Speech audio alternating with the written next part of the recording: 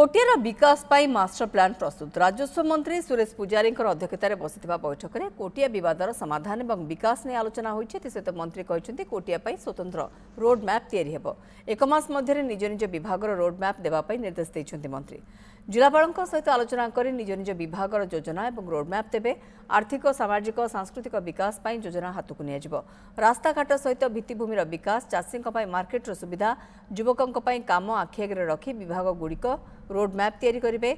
Ground रे समस्त समस्या को ठाब करेंगे। द्वार देश में सबु सुविधा केमिति पहुंचबो गुरुत्व दिया। सुप्रीम कोर्ट रे मध्य हारिथिबा मामला को पुनर्जीवित कराई उद्यम कराଯାଇଛି। वकिल मानक सहित परामर्श करा जाउछि। विकसित कोटिया पई तैयारी होइतिबा स्वतंत्र कमिटी बैठक में एने निष्पत्ति होइछि बोली राजस्व मंत्री कहछन्ति। राजस्व मंत्री अध्यक्षतार गठन होइतिबा कमिटी बसिथिला प्रथम बैठक जेउथिरे कमिटीर सदस्य थिबा एकाधिक विभागर सचिव कोरापुट जिलापाल एसपी और पूर्वतन जिलापाल मध्य उपस्थित रहिथिले।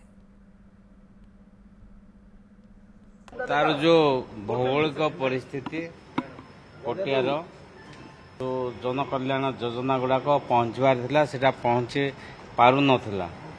जेतरे प्रधानमंत्री सड़क योजना स्टार्ट हैला एवं एबे किछि किछि जगार प्रधानमंत्री सड़क योजना पहुँची आ किछि लोक विभिन्न जो सरकारी योजना रे शामिल हो पारिछन्ति। किछि लोक नाही सेमानक किभଳି भाबरे समस्त प्रकार योजना रे शामिल करा जिवो ता उद्देश्य रे आजिर बैठक थिला। ये विषय रे समस्त अधिकारी मानक आज परामर्श दिया हैछि। से माने निज निज विभागर रोडमैप जिलापाल सहित परामर्श करेंगे।